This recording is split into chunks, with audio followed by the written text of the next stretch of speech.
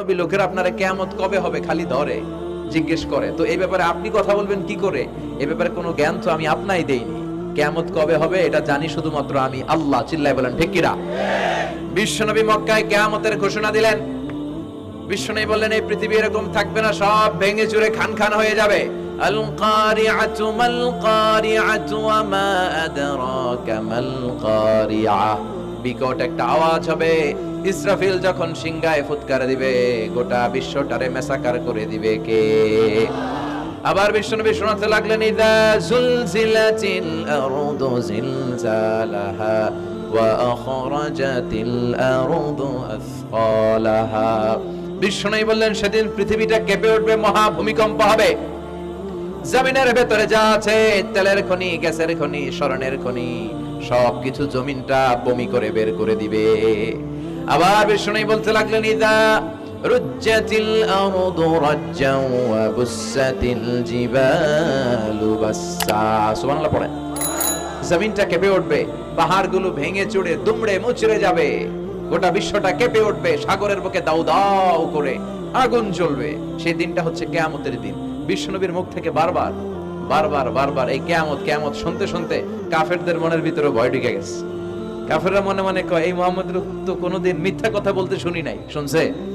বিশ্বনবী ওনার পুরো জীবনে একটি মিথ্যা কথা বলেছেন, একটি অসত্য কথাও তিনি বলেছেন। ওদের মনের ভিতরে ভয় ঢুকে গেছে, কিরে মুহাম্মদ যা বলে তাই তো হয়।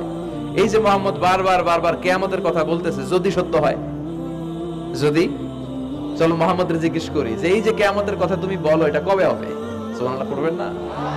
সবাই এসে জিজ্ঞেস করলো মুহাম্মদ তুমি তো মিথ্যা বলো না, তুমি সত্যবাদী আর সাদিকাল আমিন, তুমি বলো কিয়ামত হবে, আমাদের জানতে বড় মন চাই কিয়ামত যে হবে কিয়ামতটা কবে হবে? আল্লাহ তখনই আয়াত নাজিল করে বললেন নবী ওরা জিজ্ঞেস করে কিয়ামত কবে হবে, কিন্তু আপনি বলবেন কেমনে? বলতে পারে একজন, তিনি কে?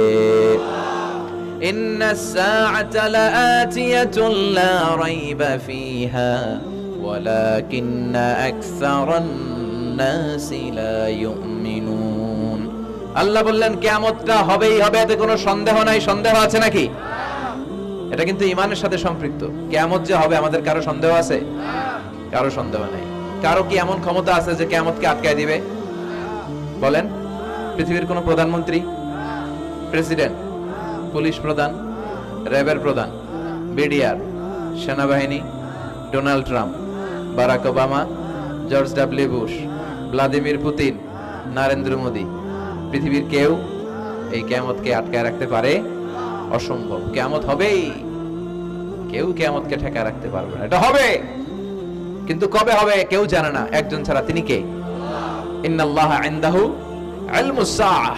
আল্লাহর কাছে আছে এই কিয়ামতের জ্ঞান, কেউ এই জ্ঞান রাখে না। সাইয়েদনা জিবরাইল বিশ্বনবীকে একবার প্রশ্ন করলেন, ইয়া রাসূলুল্লাহ সাল্লাল্লাহু আলাইহি ওয়াসাল্লাম, মাতা সাআহ, এই যে আপনি কিয়ামতের কথা বলেন, এই কিয়ামতটা কখন হবে? বিশ্বনবী বললেন, মাল মাসউলু আনহা বিআলামা মিনাস সাইল। ও জিবরাইল, তুমি যেমনি জানো না আমিও জানি না। সুবহানাল্লাহ পড়ে। যারা জিজ্ঞেস করা হয়েছে সে জিজ্ঞাসাকারীর চেয়ে ভালো জানে না। মানে তোমার যা দশা আমারও একই দশা, তুমিও জানো না আমিও জানি না, তো জানে কে? আবার এক সাহাবী বললেন, ইয়া রাসূলুল্লাহ মাতা সাআ, কিয়ামত কবে হবে? বিশ্বনবী কোনো উত্তর না দিয়ে আবার সাহাবীরে প্রশ্ন করলেন, বললেন, ওয়া মাযা আ'দাতা লিস-সাআ, কিয়ামত কবে হবে জানার জন্য পাগল হলে কেন? কিয়ামতের জন্য তুমি কি প্রস্তুত করে রেখেছো? সাহাবী বলে, মা আ'দাতু লাহা শাইআন ইয়া রাসূলুল্লাহ, ইয়া রাসূলুল্লাহ আমি কিয়ামতের জন্য কিছুই প্রস্তুত করতে পারি নাই। ইল্লা আন্নী উহিব্বুল্লাহ ওয়া রাসূলুহু, তবে একটা জিনিস আছে, সেটা কি? সেটা হচ্ছে আমি আল্লাহরে আর আল্লাহর রাসূলরে বড় ভালোবাসি। বিশ্বনবী বললেন, ফা ইন্নাকা মা আমান আহবাবতা, তুমি তো ভালো জিনিসে জোগাড় করেছো। জেনে রাখো তুমি যাদেরকে ভালোবাসো কিয়ামতের দিন জান্নাতে ঢুকে কিয়ামতের পরে জান্নাতে তাদের সাথেই তুমি থাকবা। যার সাথে যার ভালোবাসা তার সাথেই তার জান্নাত। চিল্লায় বলেন ঠিক কি না? তাহলে বোঝা গেল এই কিয়ামত হবেই, এই কিয়ামতরে কেউ ঠেকায় রাখতে পারে না। আর কিয়ামত কবে হবে এটা কেউ জানেও না, এমনকি জিবরাইলও জানতেন না। সাইয়েদনা জিবরাইল, এমনকি বিশ্বনবী মুহাম্মদ রাসূলুল্লাহ সাল্লাল্লাহু আলাইহি ওয়াসাল্লামও জানতেন না। জানে শুধু একজন, তিনি কে? কিন্তু অনেকে দেখবেন ইদানিং কালে বলে ফেলে যে অমুক সালে কিয়ামত। আছে না নাই? বই করে নাই এগুলা? হ্যাঁ, অনেক জায়গায় কিন্তু এরকম বলে 25 সালে কিয়ামত, 30 সালে, 35, 40। এটা বলার ক্ষমতা আপনারা দিয়েছে কে? এটা তো মিনাল উমুর আল গায়বিয়াত, অদৃশ্যের খবর, অদৃশ্যের খবর তো কেউ জানে না, কে জানে? অদৃশ্যের খবরের ব্যাপারে কিছু বলতে চাওয়া মানে অদৃশ্যের ব্যাপারে হস্তক্ষেপ করা, এটা কুফরি। কথা বলেন। এজন্য কিয়ামত কবে হবে এক্সাক্ট টাইম এটা আল্লাহ জানেন, বিশ্বনবীও জানতেন। তবে বিশ্বনবী কিয়ামতের কিছু আলামত আমাদের সাথে শেয়ার করেছেন। হাদিসের পরতে পরতে, হাদিসের প্রামাণ্য কিতাবগুলোতে যখন আপনি পড়বেন, চ্যাপ্টারগুলোতে পড়বেন, বিভিন্ন জায়গায়, বিভিন্ন নসিহাতে, বিভিন্ন আলোচনায় বিশ্বনবী মুহাম্মদ রাসূলুল্লাহ তিনি বর্ণনা করেছেন যে কিয়ামতের আগ দিয়ে গোটা বিশ্বের, গোটা পৃথিবীর সামাজিক অবস্থা, রাষ্ট্রীয় অবস্থা, পারিবারিক অবস্থা এরকম হবে। কি কি আলামত বিশ্বনবী বলে গেলেন, আমাদের জানার দরকার আছে না নাই? আমরাও কিন্তু অবাক করা কোনো কাণ্ড দেখলে বলে ফেলি এটা কিয়ামতের আলামত, বলি না? কথা বলেন।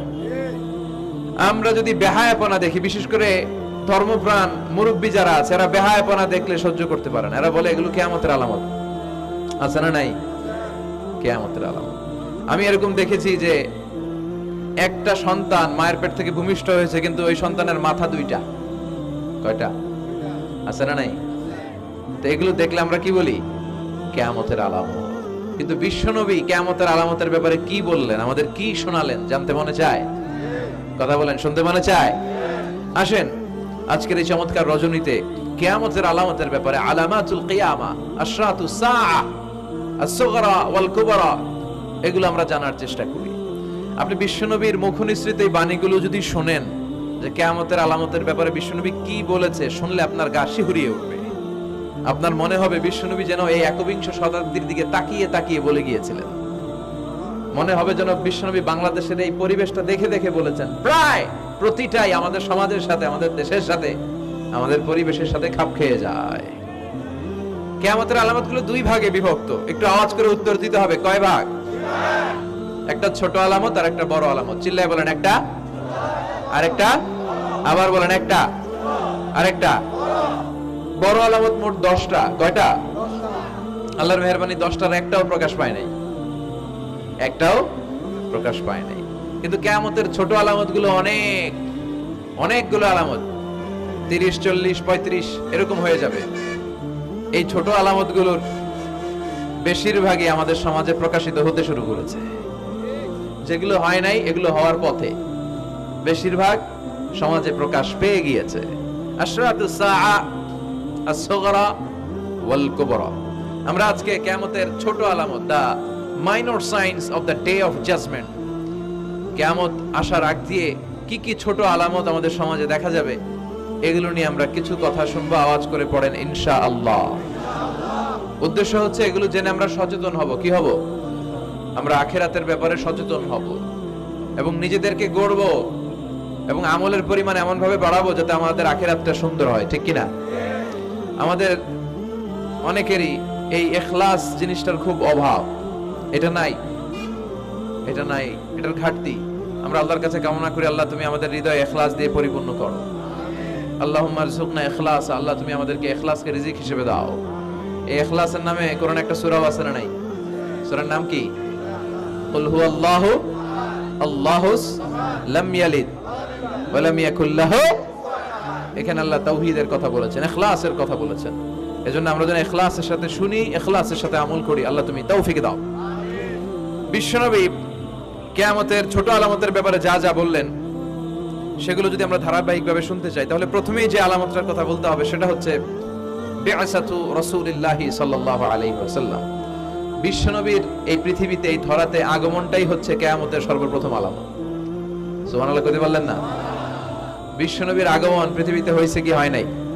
কথা বলেন।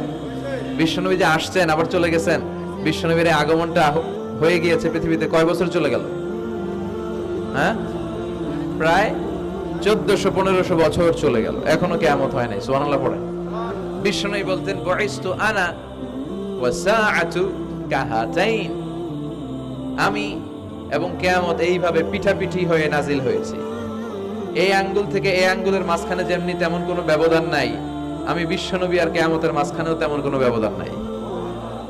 বিশ্বনবী সাহাবাদেরকে বুঝাতে যে প্রায় এরকম আঙ্গুল ব্যবহার করতেন, ইশারা দিতেন, আঁকাঝোঁকা করতেন।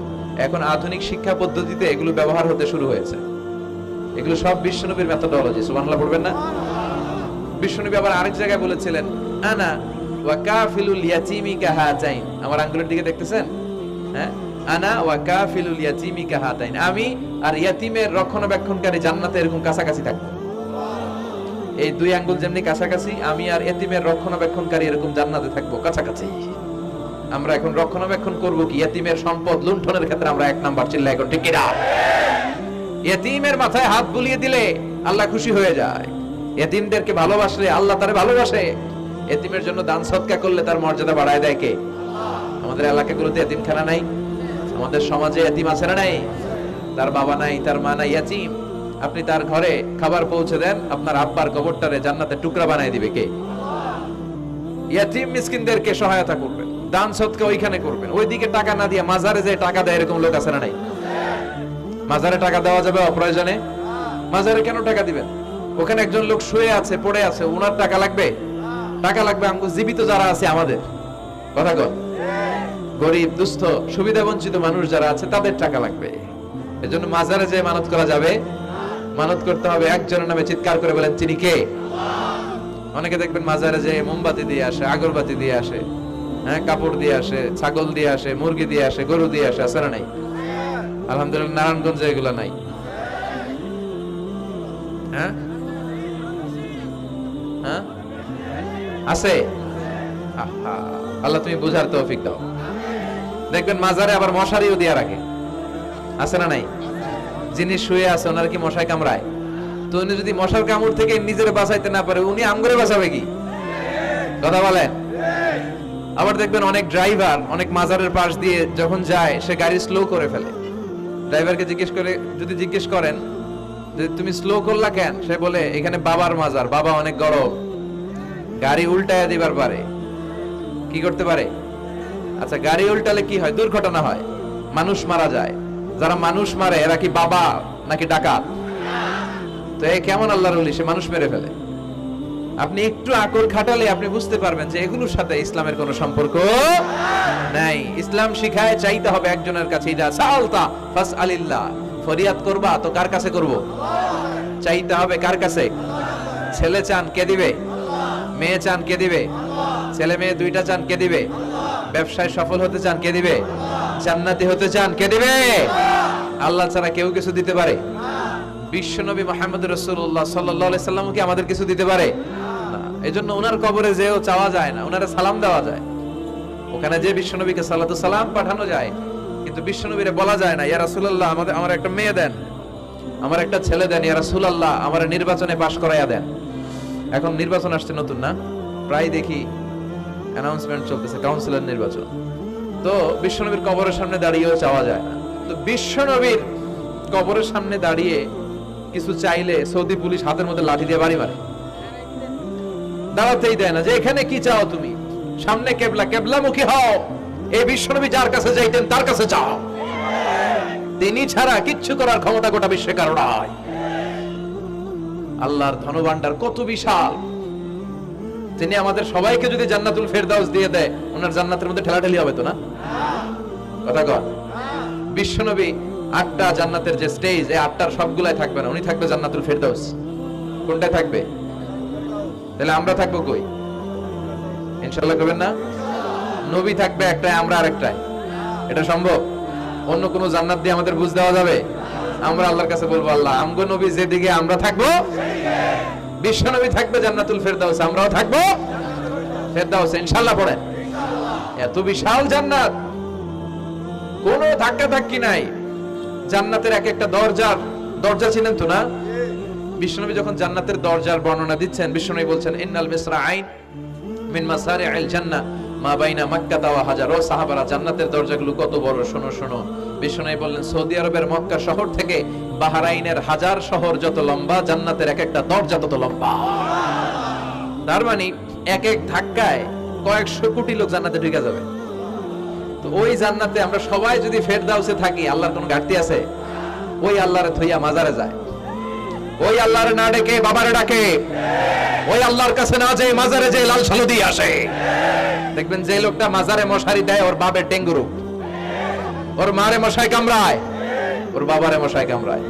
বাপ মার কাছে চায় না। বাপ মা যে কত বড় পীর সাহেব, গোটা বিশ্বের পীর সাহেবরা যদি একটা দোয়া করে আর বাবা মা যদি আরেক পাশে দোয়া করে, বাবা মার দোয়া আগে আগে কবুল হয়ে যাবে। এজন্য চাইতে হবে একজনের কাছে, তিনি কে?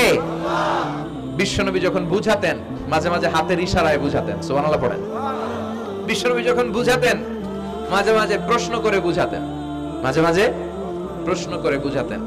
He used to throw question to the audience. শ্রোতাদেরকে প্রশ্ন ছুড়ে দিতেন। প্রশ্ন ছুড়ে দিলে কি লাভ জানেন?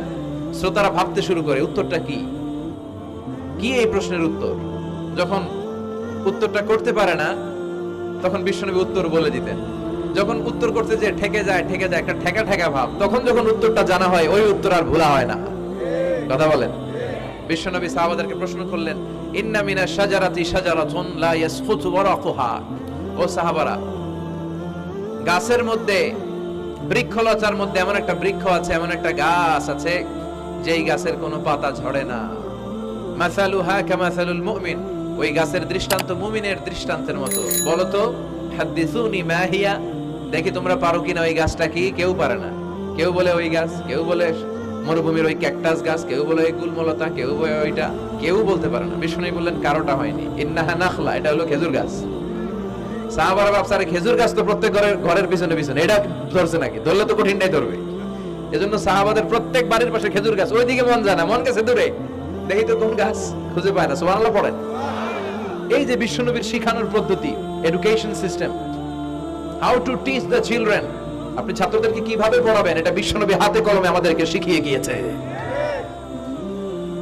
ওই মজলিসে আব্দুল্লাহ ইবনে ওমর রাদিয়াল্লাহু আনহু আর ওনার বাবা ওমরে ফারুক দুইজনই উপস্থিত ছিলেন। বাড়িতে যাওয়ার পরে ছোট্ট আব্দুল্লাহ ইবনে ওমর সাইয়েদনা ওমরে ফারুককে বলেন, আব্বা, বিশ্বনবী যে আজকে প্রশ্নটা করছিল আমি কিন্তু উত্তর জানতাম। সুবহানাল্লাহ কইবেন না? ওমর ফারুক বললেন, বলো কি, তুমি জানতা যেটা খেজুর গাছ? আব্দুল্লাহ ইবনে ওমর বলে, নাম ইয়া আবি, হ্যাঁ আমি জানতাম। তো বললা না কেন? তুমি যদি আজকে উত্তর দিতে পারতা তাহলে আরবরা লাল কপালের উট পেলে অনেক খুশি হয়ে যায়। তিনি বললেন, লাল চাঁদওয়ালা উট পেলে মানুষ যেরকম খুশি হয়, আজকে তো আমি অত খুশি হইতাম, বিশ্বনবীর সামনে আমার বুকটা এত বড় হয়ে যেত যে আমার ছেলে উত্তর করতে পেরেছে। আব্দুল্লাহ ইবনে ওমর বললেন, আপনি আমার আব্বা, আশেপাশে চাচারা কেউ পারে না, আমি কেমনে কই? সুবহানাল্লাহ কইবেন না? দেখেন বিশ্বনবীর শিখানোর কত চমৎকার পদ্ধতি। তো সে পদ্ধতির অংশ হিসেবে বিশ্বনবী এরকম আঙ্গুল দিয়ে ইঙ্গিত করতেন আর বলতেন, আনা ওয়া কাফিলুল ইয়াতীমি কাহাতাইন, আমি এবং ইয়াতীমের যত্ন যারা করে তারা জান্নাতে একসাথে এইভাবে থাকবে। আবার কিয়ামতের বর্ণনা দিতে যে বিশ্বনবী বললেন, আনা ওয়া সাআতু কাহাতাইন, আমি আর কিয়ামত এরকম পিঠাপিঠি, আমার আর এই দুইটা আঙ্গুলের মাঝখানে যেমনি তেমন ব্যবধান নাই, আমি আর কিয়ামতের মাঝখানে তেমন ব্যবধান নাই। চিল্লায় পড়েন আল্লাহু আকবার। তাহলে বিশ্বনবীর ঘোষণা অনুযায়ী কিয়ামতের প্রথম আলামত হচ্ছে বিশ্বনবীর স্বয়ং আগমন। এটা হয়েছে কি হয় নাই?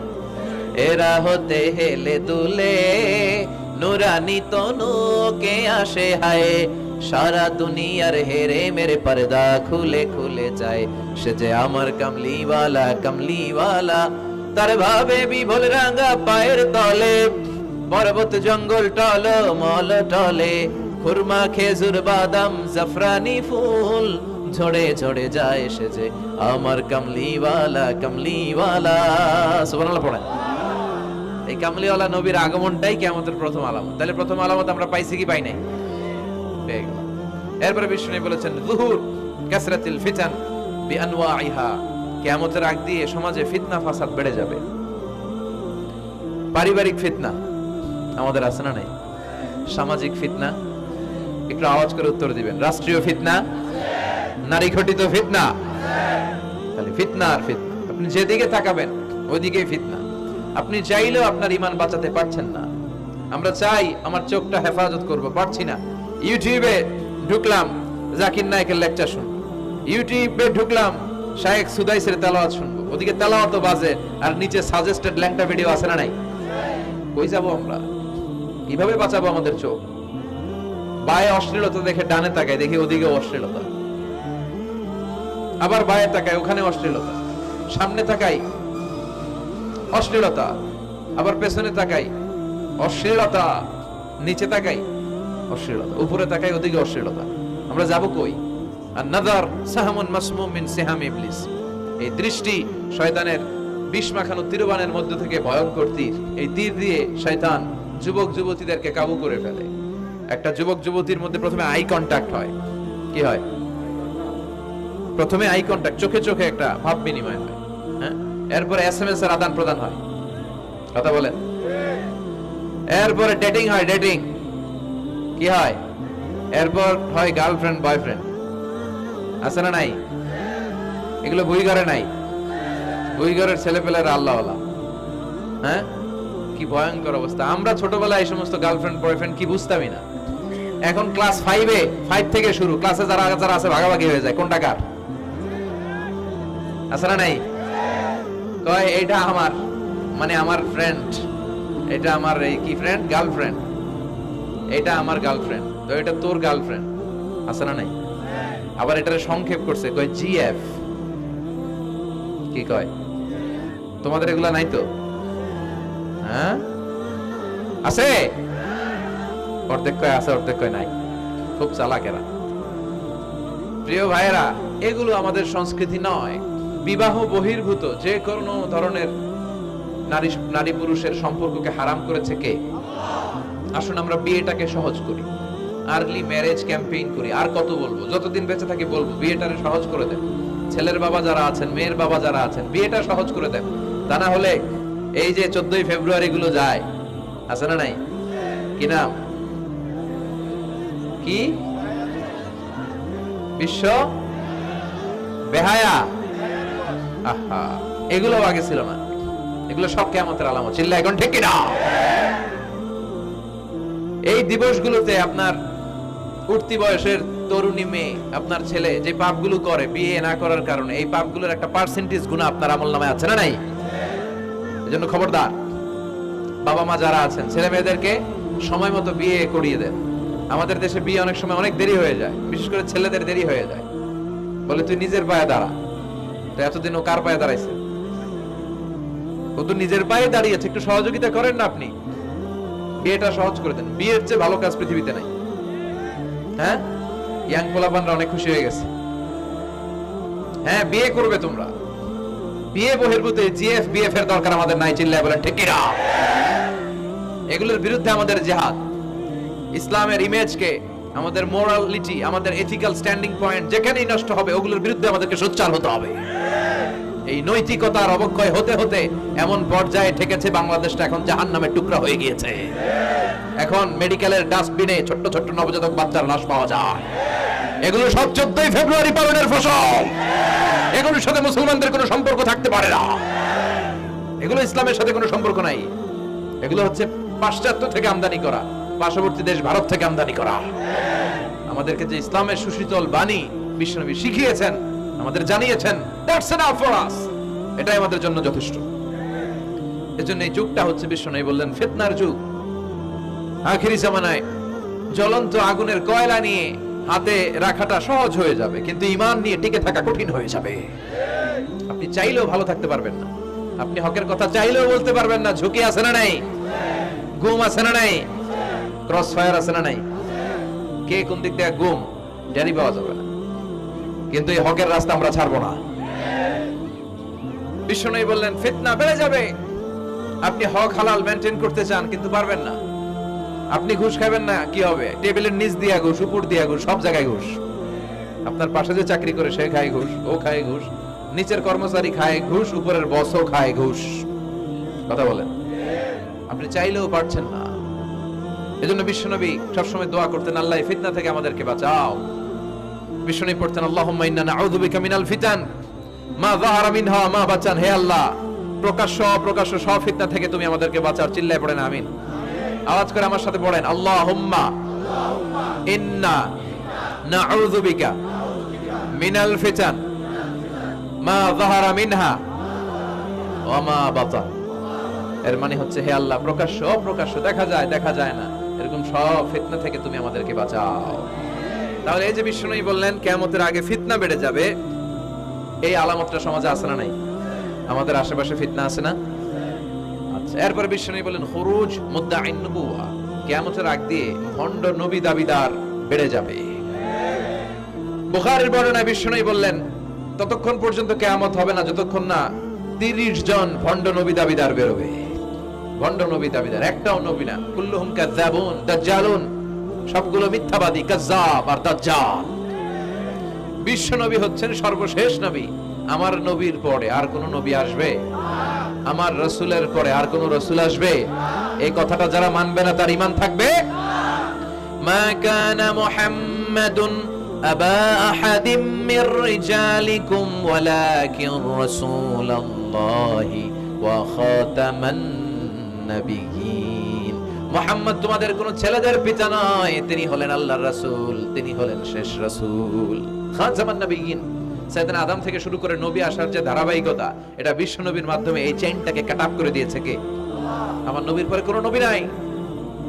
বিশ্ব নবী বলতেন লা নাবিয়্যা বা'দি ওয়ালা রাসূলা, আমার পরে নবীও নাই, রাসূলও নাই, তবে লাউ কানা বা'দি নাবিয়্যুন লাকানা উমর, আমার পরে যদি কেউ নবী হতো আমার সাহাবী ওমর নবী হয়ে যেত। প্রভু তুমি বলেছো রাসূল দেবে না, বলনি দেবে না ওমর, বলনি দেবে না হামজা তারিক, খালিদ বিজয়ী সমর। প্রভু তুমি বলেছো রাসূল দেবে না, বলনি দেবে না ওমর, বলনি দেবে না হামজা তারিক, খালিদ বিজয়ী সমর। প্রভু তুমি বলেছো রাসূল দেবে না। সুবহানাল্লাহ পড়েন। ওমর ফারুক নবী হয়ে যেত, এমন কোয়ালিটি ছিল। আসাদুহুম ফি আমরিল্লাহি উমর, আল্লাহর আইন বাস্তবায়নের ক্ষেত্রে গোটা বিশ্বের মধ্যে সবচেয়ে শক্ত ছিলেন সাইয়েদনা ওমর। আর এই উম্মতের মধ্যে সবচেয়ে নরম দিলের ছিলেন সাইয়েদনা আবু বকর। আরহাম উম্মতি বি উম্মতি আবু বকর। তিনি যখন নামাজে দাঁড়াতেন, সালাতে দাঁড়াতেন, উনি যখন তেলাওয়াত শুরু করতেন, ওনার কান্নার আওয়াজে তেলাওয়াতের আওয়াজ বোঝা যেত না। আর আমাদের নামাজে কান্না আসে? হ্যাঁ, নামাজে দাঁড়াইলে সারাদিন যেটা মনে পড়ে না ওটা নামাজে দাঁড়াইলে মনে পড়ে, আছে না নাই? নামাজেও দাঁড়ায়, আবার বিপিএল এ কি হইলো টেনশন আছে না নাই? নামাজও পড়ে, আবার মাশরাফি কি আউট, এখন তো আবার উনি কি এমপি না, মাননীয় এমপি মাশরাফি। এমপি বললে কেমন জানে লাগে, শুধু মাশরাফি বলতে ভালো লাগে, কথা কয়। তো উনি কি আউট নাকি ছক্কা, এই টেনশন গুলো আছে না নাই? এই তো আমাদের নামাজ। এই নামাজগুলো মিজানের পাল্লায় উঠালে কোনো ওজন হবে? কথা বলেন। বিশ্বনবী যখন সালাত পড়তেন, বিশ্বনবীর পা গুলো ফুলে, হাত্তা তাতাওয়াররামু কাদামা, টিউমার যেমনি ফুলে থাকে বিশ্বনবীর পা গুলো ফুলে যেত। তাহাজ্জুদ পড়তে পড়তে দাঁড়িয়ে থাকতে থাকতে হাত দুইটা প্যারালাইজড হয়ে যেত, আর নাড়াতে পারে না। এরপরে তিনি হাত ছেড়ে দিতেন প্রশান্তির জন্য, এরপরে হাত ছেড়ে দিয়ে কেরাত পড়তেন, আবার যখন ভালো লাগতো আবার ধরতেন। সুবহানাল্লাহ পড়তেন। আলী কারামাল্লাহু ওয়াজহার পায়ের ভেতরে এক যুদ্ধে তীর ঢুকে গেল। এই তীর টেনে বের করা যায় না, তীর টান দিলে উনি চিৎকার মারে, জখম হয়েছে অনেক ভিতরে। বিশ্বনবী বললেন আরিহনা বিসসালাহ ইয়া বিলাল, আকিমিস সালাহ, বেলাল আযান দাও, নামাজ শুরু করি। নামাজ শুরুর আগে আরেক সাহাবীরে বললেন, আলী যখন জামাতের কাতারে দাঁড়াবে, তুমি নামাজে না দাঁড়িয়ে আলীর পায়ের সামনে যে ওই পায়ের তীরটা টান দিয়ে বের করবা। সুবহানাল্লাহ পড়েন। একামত হলো, বিশ্বনবী সালাত শুরু করলেন। বিশ্বনবীর কথা অনুযায়ী ওই সাহাবী যে আলী কারামাল্লাহু ওয়াজহার পা থেকে টান দিয়ে তীরটা বের করে নিয়ে আসলেন, ফিনকি দিয়ে রক্ত বের হলো, জায়গাটা রক্তে সয়লাভ, কিন্তু সাইয়েদনা আলী কারামাল্লাহু ওয়াজহা টেরই পায় নাই। সালাত শেষ, উনি দেখেন পায়ের মধ্যে তীর নাই, রক্তের সয়লাভ, যেখানে দাঁড়ালেন ওখানেই খালি রক্ত। বিশ্বনবীরে বললেন, ও নবী আমার পায়ের তীর কই? বিশ্বনবী বললেন, আলী রে, আমি জানি তুমি যখন যায় নামাজে নামাজের জন্য দাঁড়িয়ে যাও, দিন দুনিয়ার হুঁশ তোমার থাকে না, তোমার হৃদয়টা এখানে থাকে না, দেহটা এখানে থাকে, হৃদয়টা চলে যায় আল্লাহর আরশের উপরে। উনাদেরও নামাজ, আমাদেরও। সাহাবারা যখন মরুভূমিতে নামাজ পড়তেন, মরুভূমির পাখিগুলো এসে সাহাবাদের মাথার উপরে বসে যেত। পাখিগুলো মনে করতো এগুলো মরুভূমির খেজুর গাছটা হবে, কি হবে, কারণ নড়ে চড়ে না তো, আমাদের মতো এরকম দাড়ি চুলকা না, এরকম জামা ঠিক করে না, দাঁড়াইছে তো দাঁড়াইছেই। সুবহানাল্লাহ পড়েন। ইবাদতে এরকম আন্তরিকতা, একাগ্রতা দরকার আছে না নাই? বিশ্বনবীর পরে কোন নবী হবে না, কিন্তু বিশ্বনবী বললেন কিয়ামতের আগে এরকম অনেক ভণ্ড নবী দাবিদার বের হবে। বিশ্বনবীর সময়কালেই এক ভণ্ড নবী দাবিদার বের হয়েছিল, ওর নাম হচ্ছে মুসাইলামাতুল কাযযাব। এসে বলে, মুহাম্মদ আন-নবুওয়া নিসফুন লাকা ওয়া নিসফুন লি, তুমি একা নবী নও, নবুয়ত অর্ধেক তোমার অর্ধেক আমার, আমারটা আমারে বুঝায় দাও। বিষ্ণু বললেন, তোরে বুঝাই দেব, আনতা লাস্তা মুসাইলামা ফাকাত, আনতা মুসাইলামাতুল কাযযাব, আজ থেকে তুই শুধু মুসাইলামা না, তুই ভণ্ড মুসাইলামা, তুই মিথ্যাবাদী মুসাইলামা। বিশ্বনবীর পরে এরকম আলজেরিয়াতে অনেক ভণ্ড নবী দাবিদার বের হয়েছে। এই যে ভারতবর্ষের ইন্ডিয়া পাকিস্তান, এখানে পাঞ্জাব একটা এলাকা আছে, নাম শুনছেন? গোলাম মির্জা গোলাম আহমদ কাদিয়ানি। এই বেয়াদবটাও নবুয়ত দাবি করেছে। নাউজুবিল্লাহ পড়তে পারলেন না? সে প্রথমে দাবি করছে আমি শেষ নবী, এরপরে সে দাবি করছে আমি ইমাম মাহাদি, এরপর সে দাবি করছে আমি ঈসা আল মাসীহ। এই ভণ্ডটার অনুসারী বাংলার জমিনে আছে না নাই? এদেরকে রাষ্ট্রীয়ভাবে কাফের হিসেবে আখ্যা দেওয়ার দরকার আছে না নাই? এত আন্দোলন হয়, এত কথা হয়, কিন্তু সরকারের টনক নড়ে না। এদেরকে রাষ্ট্রীয়ভাবে কাফের হিসেবে ঘোষণা দিতে হবে, সার্কুলার জারি করে চিল্লায় বলেন ঠিক কিনা? এরা মুসলমান নয়। কারণ আপনি শুধু লা ইলাহা মানলে মুসলমান হতে পারবেন না, মুমিন হতে পারবেন না। বিশ্বনবীর উপর সাক্ষী দেওয়ার দরকার আছে না নাই? বিশ্বনবী শেষ নবী, ওনার পরে কোনো নবীও আসবে না, কোনো রাসূলও আসবে না, চিল্লায় বলেন ঠিক কিনা? এই বেয়াদবটা পায়খানা করতে যায় টাঙ্কি ভাঙ্গা গুয়ের টাঙ্কিতে পড়ে মরছে। শত শত বছরের ময়লা পায়খানাটার মধ্যে জমা। গু খাইতে খাইতে পেটটা হয়েছে এত বড়, আর পারে না। আল্লাহকে খা, জনমের খাওয়া। নবীরা যেখানে মারা যায়, নবীরা নিজে পবিত্র, যেখানে মরে ওই জায়গাটাও। কিন্তু বেয়াদবটা কই মরছে? হ্যাঁ, বাথরুমের টাঙ্কির ভিতরে। তো মেথর নিয়ে আসা হয়েছে, মেথর ভাইরা এসে রশি দিয়ে ওটার উঠায়। কিছু দূর ওঠার পরে এত ওজন, রশি টশি ভাঙ্গা আবার ধস করে পড়ে, আবার উঠায়, আবার পরে আল্লাহকে জনমের মতো ঘু খাইয়া নে। বিষ্ণুর সাথে বেয়াদবি করেছিস, তোর ইজ্জতের 12টা আমি বাজায় দিলাম, চিল্লায় এখন ঠিক কিনা? যারাই বিষ্ণুবীর সম্মান নিয়ে ছিনিমিনি খেলেছে, তাদের রেহাই দুনিয়াতেও নাই, আখেরাতেও নাই। এই মুসাইলামা দুনিয়াতেই অপমানিত হয়েছিল। সে বিষ্ণুবীকে নকল করত, কপি করত, বেয়াদবি করত, স্পর্ধা দেখাতো। বিষ্ণুবী কোন গাছের মধ্যে হাত লাগালে ওই গাছের ফলন বেড়ে যেত। সে বলতো আমি নবী। তার এলাকার লোকেরা বলে তাহলে বিশ্বনবী মুহাম্মদের মতো তুমি আমাদের এলাকার গাছে হাত লাগাও। সে কোন গাছে হাত লাগাইলে ওই গাছের সব ফল মরে যেত। বিশ্বনবী কোন লোনা পানির কুয়ার ভেতরে অজু করে কুলির পানি ফেললে ওই লোনা পানির কুয়া মিঠা পানির কুয়াতে পরিণত হতো। আর এই বদমাসটা যদি মিঠা পানির কোন কুয়ার মধ্যে কুলি ফেলাইতো, ওইটা লোনা পানির কুয়া হয়ে যেত। বিশ্বনবী মদিনাতে আসার পরে মদিনার নিউবর্ন বেবিদেরকে বিশ্বনবীর কাছে নিয়ে আসা হতো। বিশ্বনবী তাদেরকে তাহনিক করাতেন। তাহনিক মানে খেজুর হালকা একটু খেয়ে বিশ্বনবী লালা লাগিয়ে, বিশ্বনবী লালা মোবারকটাই বাচ্চার ঠোঁটের মধ্যে বিশ্বনবী লাগিয়ে দিতেন। এখন বিশ্বনবী নাই, আলেমদের কাছে যাবেন, খতিব এলাকার বড় খতিব হুজুরের কাছে যাবেন, হাফেজ সাহেব হুজুরের কাছে যাবেন। হুজুর মধু খেয়ে বাচ্চার মুখে লাগাই দিবে। উনি যে সবসময় কোরআন পড়েন, ওনার সিনাতে যে কোরআন, ওইটার বরকত আছে না নাই? বিশ্বনবী তাহনিক করতেন, খেজুর খেয়ে ওই লালা মিশ্রিত খেজুর বাচ্চার মুখে লাগিয়ে দিতেন, আর বাচ্চার মাথায় হাত বুলিয়ে দিতেন। বিশ্বনবীর হাত মদিনার যে সমস্ত নবজাতক বাচ্চাদের মাথায় লেগেছে, বাচ্চাদের মাথার চুল বড় করে দিয়েছে কে? সেও বিশ্বনবীর মতো অ্যাক্টিং করত।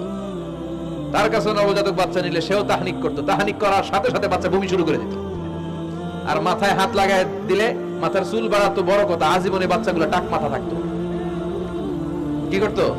টাক মাথা। তার মানে বেয়াদবির পরিণাম, অপমান দুনিয়া থেকেই শুরু হয়ে যায়। তো বিশ্বনবী বললেন এই ভণ্ডদের আবির্ভাব শুরু হবে। আমাদের এই সমাজে ভণ্ড আছে না নাই? দোদেল বান্দা কালমা চোর, না পায় শ্মশান না পায় ঘোর, দিন থাকিতে আয়রে পথে ছাইড়া দে ভণ্ডামি, ভণ্ডামি ভণ্ডামি ভণ্ডামি, ছাইড়া দে ভণ্ডামি। নামাজ কালাম পড়ে না, ইবলিশ শয়তানের নানা। আছে না এরকম? ইসলামের লেবাস লাগায়, দাড়ি রাখে, চুল বড় রাখে, জট পাকায় রাখে, রোজা নাই, নামাজ নাই, পরিচ্ছন্নতা নাই, আতর নাই, গোসল নাই। আছে না নাই? এরকম ভণ্ড পীর আছে না নাই? হক্কানি পীর যারা, তাদের বিরুদ্ধে আমার কোনো কথা নাই। কারণ এদেশে অনেক লক্ষ লক্ষ হিন্দুরা এই হক্কানি পীরদের হাতে হাত রেখে কালিমা পড়ে মুসলমান হয়েছে।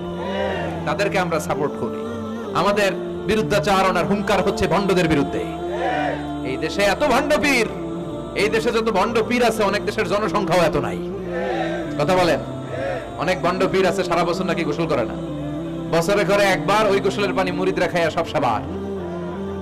আছে না নাই? এগুলোর সাথে আমাদের কোনো সম্পর্ক। বিশ্বনবী বললেন এরকম ভণ্ডদের আবির্ভাব সমাজে হবে কিয়ামতের আগে। এই আলামতটা সমাজে আছে না নাই? দেখেন বিশ্বনবী যাই বললেন অক্ষরে অক্ষরে মিলে যায়। এরপরে বিশ্বনবী ফরমান কাসরাতুল হারাজ, কিয়ামতের আগে হারাজ বেড়ে যাবে। সাহাবারা বললেন ওমাল হারাজ ইয়া রাসূলুল্লাহ, হে নবী হারাজ কি? বিশ্বনবী বললেন হাদা হুয়াল হারাজ, হাদা হুয়াল হারাজ। কি বুঝলেন? মারামারি, কোপাকুপি, যুদ্ধ আছে না নাই? আমরা কি যুদ্ধ চাই? যুদ্ধ নয় আর যুদ্ধ নয়, নয় আর কোন তাজালা, সেই পৃথিবী আমাদের সকল মানুষের অগ্নিরাপদ আবাস, সেই পৃথিবী আমাদের সকল মানুষের অগ্নিরাপদ আবাস। We don't want to see any war in the whole world. We don't want to see any war in the whole world. ঠিক কি না? আমরা কোনো যুদ্ধ দেখতে চাই না, মারামারি দেখতে চাই না, অন্যায় হত্যাকাণ্ড বিচার বহির্ভূত কোন হত্যাকাণ্ড আমরা এদেশে দেখতে চাই না। বিষ্ণুই বললেন কিয়ামতের আগে এগুলো বেড়ে যাবে। বিষ্ণুই বললেন যে হত্যা করবে সে জানবে না কেন আমি হত্যা করলাম। এরকম হত্যা দেশে আছে না নাই? উপরের নির্দেশ, উপরের টেলিফোন, শুট করো, পোশাকি বাহিনী পিস্তল আছে শুট করে দিল, কিন্তু কেন সে মারলো ওই সৈনিক জানে না। এরকম আছে না নাই? আবার যে নিহত হইল সেও জেনে মরতে পারলো না যে আমি কেন বললাম। কথা কন। আহা, এই বাংলার বিভিন্ন নদীতে, মাঠে ঘাটে হাত বাঁধা, পা বাঁধা, চোখ বাঁধা, বস্তাবন্দি করা লাশ পাওয়া যায় কি যায় না? এই দুনিয়ায় তারা বিচার পায় নাই, কিন্তু এগুলোর বিচার আছে না নাই? এগুলোর বিচার যদি না থাকতো, the worldly life will be a joke. এই পৃথিবীটা একটা জোকিং হইতো, জোকিং। জোক করার জন্য আল্লাহ পৃথিবী বানায় না।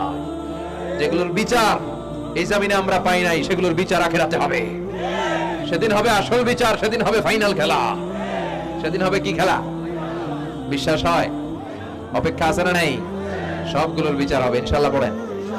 আপনার জমি মেরে খাইছে, দুনিয়ায় বিচার পান নাই, আহকামুল হাকিমিনের বিচার আছে না নাই? আপনাকে অন্যায় ভাবে আঘাত করেছে, দুনিয়ার বুকে বিচার পান নাই, আখিরাতে বিচার আছে না নাই? বিষ্ণু বললেন এই মারামারিটা বেড়ে যাবে কিয়ামতের আগে। এখন দেখেন খালি মারামারি, কোপাকুপি। 2 টাকার টেম্পু ভাড়া লইয়া একজন একজনের মেরে ফেলাইছে। কয় টাকা? নাউজুবিল্লাহ পড়বেন না? আল্লাহ এই ফিতনা থেকে তুমি আমাদের বাঁচাও। এরপর বিষ্ণু বললেন দিয়াউল আমানা, কিয়ামতের আগ দিয়ে আমানতের খেয়ানত হবে। এটা আমাদের সমাজে আছে না নাই? বিষ্ণু বললেন কিয়ামতের আগ দিয়ে আমানতের খেয়ানত হতে থাকবে। ইদা দুইয়াতিল আমানাতু ফান্তাযিরিস সাআ। সাহাবারা প্রশ্ন ছুড়ে দিলেন, ইয়া রাসূলুল্লাহ মাতা সাআ, কখন কিয়ামত হবে? বিষ্ণু বললেন ইদা দুইয়াতিল আমানা, যখন আমানতের খেয়ানত হবে তখন কিয়ামত হবে। সাহাবীরা আবার প্রশ্ন ছুড়লেন, কাইফা ইদাআতুহা ইয়া রাসূলুল্লাহ, হে নবী আমানতের খেয়ানত কেমন করে হবে? বিষ্ণু বললেন ইদা উসিদাল আমরু ইলা গায়রি আহলিহি ফান্তাযিরিস সাআ, যে লোকটা যেই চেয়ারে বসার যোগ্য নয় তাকে যখন ওই চেয়ারে বসিয়ে দেওয়া হবে তখনই কিয়ামত হয়ে যাবে। এরকম আমানতের খেয়ানত তো ভুইয়ারে নাই। ধরেন একজনরে আপনারা প্রধান বক্তা হিসেবে দাওয়াত দিলেন, জানে না কোরআন, জানে না হাদিস, জানে না বক্তৃতা। এটা কিয়ামতের আলামত না? এটা আমানতের খেয়ানত না? এই দেশে শিশু বক্তা আছে না নাই? কথা কন। আহা, এদিকে আর কি মানুষ হয়েছে? শিশু বক্তা হইলে 3 গুণ হবে। বিল্ডিং টিল্ডিং ভাঙ্গা, প্যান্ডেল ম্যান্ডেল খুললা, অবস্থা সারা। এত মানুষ ও যে কি বলে ও নিজেও জানে না, কি যে জানে না ওইটাই জানে না। সবকিছুর একটা বয়স আছে। তোমাকে পড়াশোনা করতে হবে, তোমাকে ডিগ্রি অর্জন করতে হবে, তোমাকে জানতে হবে, তোমাকে বিশ্লেষণ করার, অ্যানালাইসিস করার ক্ষমতা রাখতে হবে। ছোট বাচ্চা যদি মুরব্বির মতো কথা বলে আমরা এটার বেয়াদব বলি। আপনারা বই করে কি বলেন? বেয়াদব। পাশে খতিব সাহেব হুজুর, এখানে হাফেজ সাহেব হুজুর, এখানে ইমাম সাহেব হুজুর, এখানে কামিল মাদ্রাসার প্রিন্সিপাল, এখানে জগৎ বিখ্যাত মুহাদ্দিস, আর সে বেয়াদবের মতো পায়ের উপর পা তুলে আঙ্গুল নাড়িয়ে নাড়িয়ে কথা বলে। এটা কিয়ামতের আলামত। এগুলো বন্ধ করেন, এগুলোর সাথে ইসলামের সম্পর্ক নাই। যারা কোরআনের কথা জানে, যারা আলেম, তাদেরকে দাওয়াত করেন, জ্ঞান গর্ভ আলোচনা করবে। আপনার জীবনকে উজালা করে দিবে কে? কিন্তু লোক জড়ো করার জন্য এগুলো করে। আহা, তাফসীর মাহফিলের ভিতরে এই শো অফ, খালি লোক দেখানো মানসিকতা। কে আসলে বেশি লোক হবে এরা দাওয়াত করো। মাহফিল হইলে এরা লাগবে, ওরে লাগবে, এরা লাগবে। আমগো অবস্থা হালুয়া টাইট। 15,000 দাওয়াত ইনভাইটেশনের মধ্যে থেকে 90টা প্রোগ্রাম রেখেছে এই বছর। 15,000।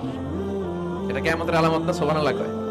আর এটা কিয়ামতের আলামত কেন? আমারে লাগবে কেন? আপনার এলাকায় মুহাদ্দিস নাই? আপনার এলাকায় মুফাসসির নাই? মিজানুর রহমান আজহারীকে লাগবে কেন?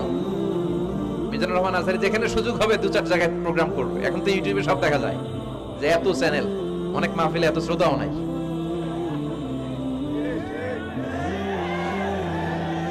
কথা কন। এখন কোথাও যেতে পারি না। আজকে এয়ারপোর্ট থেকে আসার পথে, এয়ারপোর্ট থেকে বের হইতে লাগতেছে আধা ঘন্টা। লোকজনের দাবি হচ্ছে হুজুর সেলফি তুলব। সেলফি তুলবো তাও বিভিন্ন অঙ্গভঙ্গি করে, এরকম মুখ বাঁকা করে, এরকম হাত বাঁকা করে। আমি বললাম কি স্টাইল? এটা গ্যাংনম স্টাইল। আছে না নাই? তো এগুলো লৌকিকতা যেন না হয়। এটা তো দিনের দাওয়াতের একটা সেক্টর, একটা প্ল্যাটফর্ম। এখানে গুইগরের যিনি সবচেয়ে বড় খতিব সাহেব হুজুর, উনি আসলেই চলবে, বড় আলেম উনি আসলেই চলবে, পাবনা জেলার বড় আলেম পাবনায় কথা বলবে, আর অন্যান্য জেলার যদি সুযোগ হয়। কিন্তু এমন ভাবে এটারে আমরা একটা আক্রমণাত্মক জায়গায় নিয়েছি। একটা ডেটের জন্য মানুষ সিআইপি ভিআইপি দিয়ে ট্রাই করে, এটা ঠিক না। এই টেন্ডেন্সি থেকে আমরা যেন বেরিয়ে আসি। আমরা, আমাদের দরকার ইখলাস। কি দরকার? ইখলাসের বড় অভাব। আবার মাহফিলে গেলে আমাদেরকে অনেক ক্রাইটেরিয়া দেয়, বলে হুজুর আপনার কিন্তু আজকে কাঁপাইতে হবে। আমি আসছি কোরআন থেকে কথা বলতে, এখানে কাঁপাকাঁপি হলে তো ভূমিকম্প হয়ে যাবে। কথা বলেন। আবার বলে হুজুর আপনার কিন্তু আজকে জমাই দিয়া যাইতে হবে। কি করতে হবে? জমাইতে হবে। তো এগুলোর সাথে ইখলাসের কোনো সম্পর্ক আছে? আবার বলে হুজুর কেউ যেন না ওঠে, আপনার কিন্তু ধরে রাখতে হবে, মানে আমনে করে সবাইরে ধরে রাখতে হবে, পাও ধরে। তো থাকেন, এগুলোর সাথে হেদায়েতের কোনো সম্পর্ক। এজন্যই তো সমাজে হেদায়েত নাই। মাহফিলের পরে মাহফিল হয়, ফজরের নামাজটা ঠিকমতো হয় না। হেদায়েত শূন্য, হেদায়েত নাই, ইখলাস নাই। কি উদ্দেশ্যে শুনতেছি এটা যেন খেয়াল করে আমল করতে পারে, এই টেন্ডেন্সিটা নাই। আসুন আমরা একটু থামি। স্টপ, থামেন, অনেক হয়েছে। আন্না ইসলাম কি বলে, কি শিখাতে চায়, কি বুঝাতে চায়, ওইটা বোঝার চেষ্টা করেন, ওইভাবে মানার চেষ্টা করেন। কে কি বললো দেখার দরকার নাই, এত লোক জড়ো হওয়ার দরকার নাই। আজকে যদি চ্যানেল একটাও না থাকতো, 10 জন বসে যদি আমার কথা শুনতো, কোনো সমস্যা আছে? কথা বলেন। এজন্য হেদায়েতটা সবচেয়ে বেশি জরুরি, ইখলাসটা জরুরি, আল্লাহর প্রতি ভয়, আস্থা, ভালোবাসা, এটা বেশি জরুরি। আল্লাহ তুমি ইখলাস দিয়ে আমাদের হৃদয়টাকে পূর্ণ করো। তাহলে এই যে লোক যে চেয়ারে বসার যোগ্য না, ওই লোক যদি ওই চেয়ারে বসে, কিয়ামতের আলামত আছে না নাই? চেয়ারম্যান হওয়ার যোগ্যতা যদি না থাকে, যদি চেয়ারম্যান হয়ে যায়, হ্যাঁ, সাইয়্যিদুল কওমি খাদিমুহুম, নেতা হবে তারা যারা মানুষকে খেদমত করবেন। খেদমত করার জন্য 1.5 কোটি টাকা খরচ করে চেয়ারম্যান ইলেকশন করে, 5 কোটি টাকা। এগুলো কেন? এই ট্রেডিশন দেশে আসলো কেন? উনি টাকা খরচ করবে কেন? ওনার চা খাওয়ানো আর সিগারেট খাওয়ানো লাগবে কেন? উনি তো আমাদের খাদেম হওয়ার জন্য আসছে। উনি জনপ্রতিনিধি হয়ে দাঁড়াবে, যাকে আপনারা পছন্দ করবেন ভোট দিবেন না। হাজার হাজার কোটি টাকা, শোডাউন, সব আছে না নাই? কিয়ামতের আলামত। মসজিদের সভাপতির সাথে মসজিদের কোনো সম্পর্ক নাই, আছে না নাই? সব সভাপতিকে আমি এক পাল্লায় মেপে দিচ্ছি না, বেশিরভাগের এই অবস্থা। ভালো দু একজন আছে, আমি জেনারেলাইজ করছি না। সভাপতি তো হবেন তিনি যার সাথে মসজিদের দরদ বেশি, মায়া বেশি, মসজিদে যায় বেশি, ঠিক কি না? এখন বছরে ওনারা একবার খুঁজে পাওয়া যায় না, উনি সভাপতি, উনি সেক্রেটারি, উনি ক্যাশিয়ার, আছে না নাই? তার মানে উনি এখানে বসার যোগ্য ছিল না, ওনারে বসানো হয়েছে। যেই লোক যেই চেয়ারে বসার যোগ্য নয়, তারা যখন ওই চেয়ারে বসিয়ে দেওয়া হবে, বিষ্ণু বললেন তখনই কিয়ামত হয়ে যাবে। কিয়ামতের আলামত আমানতের খেয়ানত, এটা অনেক বড় বিষয়। আমার সম্পদ আছে, এই সম্পদটা আল্লাহর দেয়া আমার কাছে আমানত। আমার শক্তি আছে, এই শক্তি আমানত। যুবক যারা আছো, তোমাদের যৌবনটা আল্লাহর দেয়া, তোমাদের কাছে সবচেয়ে বড় নেয়ামত এবং আমানত। তোমরা এখন চাইলে অনেক কিছু করতে পারো। তোমাদের একটা সদিচ্ছা তোমাদের এলাকাটারে জান্নাতি বানিয়ে দিতে পারে। তোমরা চাইলে সাগরের স্রোতকে পাল্টে দিতে পারো, বাতাসের গতিকে উল্টে দিতে পারো, তোমরা ইতিহাস রচনা করতে পারো। বিশ্বনবী যখন তোমাদের মতো যুবক ছিল, তিনি হালাফুল ফুদুল, যুব সংঘ করেছেন। গানের কনসার্ট করে নাই, যাত্রাপালা করে নাই, নাচানাচি করে নাই। উনি হাতে হাত রেখে বলেছেন মক্কার বুকে কোনো টেন্ডারবাজি থাকবে না, মক্কার জমিনে কোনো চাঁদাবাজি থাকবে না, ধর্ষণ থাকবে না, মক্কার জমিনে কোনো দুর্নীতি চলবে না। যুবকদেরকে নিয়ে উনি এই কাজগুলো করেছেন। এখন একটার পর একটা আমানত আমরা খেয়ানত করে চলি। আমার সম্পদ আমার আমানত, আমার ছেলে মেয়ে আমার আমানত। আমার ছেলে কার সাথে মিশে, ডিশের কোন চ্যানেল দেখে, ওই ইউটিউবে কোন সাইট ব্রাউজ করে, এটার ব্যাপারে কিয়ামতের দিন আমরা জিজ্ঞেস করবে কে? কারণ এটা আমানত। যিনি চেয়ারম্যান, পুরো ইউনিয়ন পরিষদ তার কাঁধে আমানত। যিনি এমপি, ওনার এলাকায় কি ঘটে না ঘটে এটা খোঁজ খবর নেওয়া তার আমানত। মেম্বার অফ দ্য পার্লামেন্ট যিনি আছেন এই এলাকার, তার এলাকায় যদি ইয়াবার আড্ডা বসে, গাঞ্জার আসর বসে, এটার তার দায়ভার তিনি এড়াতে পারেন না। তার এলাকায় ধর্ষণ হলে এটার দায়ভার তিনি এড়াতে পারেন না। এটা তো আমানত। যিনি মন্ত্রী, পুরো মন্ত্রণালয় এটা তার কাঁধে আমানত। যিনি মাননীয় প্রধানমন্ত্রী, আমার 56,000 বর্গ মাইলের প্রতিটা ইঞ্চি মাটি তার হাতে আমানত। এটা অনেক বড় বিষয়। আর মুমিনের বৈশিষ্ট্য হচ্ছে ওয়াল্লাযীনা হুম লিআমানাতিহিম ওয়া আহদিহিম রাউন। যারা বিশ্বাসী তারা কথা দিয়ে কথা রাখে আর আমানতের খেয়ানত করে। এজন্য আমানত পূর্ণ করতে রাজি আছেন? যেখানেই আমানত নষ্ট হবে সেখানেই কিয়ামতের ভয় আছে না নাই? দেখেন বিশ্বনবী কত চমৎকার করে দার্শনিকের মতো বলে গেলেন, যাই বলে গেলেন তার পুরোটাই সমাজের সাথে মিলে যায়। আমরা যেন আমানতের খেয়ানতকারী না হই, আমরা যেন আমানতকে সংরক্ষণ করতে পারি, আল্লাহ তুমি তৌফিক দাও। এরপর বিশ্বনবী বললেন আত-তাজাউল ফিল বুনিয়ান, কিয়ামতের আগে বড় বড় টাওয়ার বানানোর প্রতিযোগিতা শুরু হয়ে যাবে। আছে না নাই?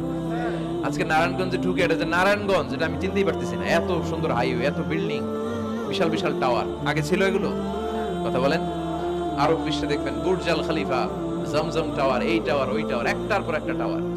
বিশ্বনবী বললেন কাবার পাশে যে পাহাড়গুলো আছে, শুনতেছেন? মনোযোগ আছে? কষ্ট হচ্ছে না তো? কাবার পাশে যে পাহাড়গুলো আছে, কাবার পাশে টাওয়ারের উচ্চতা যদি পাহাড়ের চেয়ে উঁচু হয়ে যায়, ফাআলাম ফাইন্নাল আমরা কদ আযাল্লাক, জেনে রাখো কিয়ামত বেশি দূরে নাই, কিয়ামতের ছায়া তোমার উপরে ছায়া দিচ্ছে। এখন মক্কা শহরের পাহাড়ের চেয়ে হাইট বেশি এরকম বিল্ডিং আছে না নাই? কাবা ঘরের পাশেই তো একটা আছে, জমজম টাওয়ার, 120 তলা উঁচু। মক্কার ক্লক টাওয়ার 120 তলা, বিশাল বড় ঘড়ি লাগানো, এগুলো সব কিয়ামতের আলামত। ওর 5 তলা, আমার লাগবে 10 তলা। ওর 2টা গাড়ি আছে, আমার লাগবে 4টা গাড়ি। ও তাহাজ্জুদ পড়ে, আমারও যে পড়তে হবে ওই টেনশন নাই। ওর মেয়ে হেজাব পরে, আমার মেয়েটারও হেজাব পড়াবো ওই চিন্তা নাই। ওর ছেলে নামাজে যায়, আমার গাঞ্জা খট্টারও নামাজি বানাবে এই টেনশন করে না। খালি সম্পদ কেমনে বাড়াবে, দুনিয়াবি চিন্তা। এই পৃথিবীটা একটা ধোঁকা। ভুইগরের ভাইরা, এই পৃথিবীটা একটা ধোঁকা। একটু থামেন, sit down and think about death. মৃত্যু সম্পর্কে ভাবেন। The most certain thing in our life is death. আমাদের জীবনের সবচেয়ে সুনির্দিষ্ট নিশ্চিত বিষয়টা হচ্ছে মরণ। মরা লাগবেই, চলে যেতে হবে, ঠিক কিনা? তো এই দুনিয়ার মায়াজালে আটকে পড়ে আমরা আখিরাতকে, মৃত্যুকে বেমালুম ভুলতে বসেছি। বিশ্বনবী বললেন কিয়ামতের আগে মানুষের এই টেন্ডেন্সি হবে, মানুষ বড় বড় ইয়াতাতাওয়ালুনা feel বুনিয়ান, people will start to compete constructing high rises building in the cities. সমাজে বড় বড় টাওয়ার বানানো শুরু করে দেবে। এটা আছে না নাই? এরপর বিশ্বনবী বললেন যুহুরুন নিসা আল কাসিয়াত আল আরিয়াত আল মাইলাত আল মুমিলাত, কিয়ামতের আগে পোশাক পরিহিতা নেকেড উলঙ্গ নারীদের সংখ্যা বেড়ে যাবে। ভুইগরে মাশাআল্লাহ সব পর্দা মেইনটেইন করে, আশা করি। হ্যাঁ, স্থানীয়রা পর্দা করে, আলহামদুলিল্লাহ, আল্লাহ তুমি কবুল করো। কিন্তু গোটা বাংলাদেশের দৃশ্য কি ভুইগরের মতো? না, ভয়ঙ্কর। বিশ্বনবী বললেন কাসিয়াত আল আরিয়াত আল মাইলাত আল মুমিলাত, পোশাক পরিহিতা উলঙ্গিনী, মানে বোরকাও পড়বে, বোরকাওয়ালি। তিনি বোরকা পড়েন কিন্তু টাইট ফিটিং বোরকা, আছে না নাই?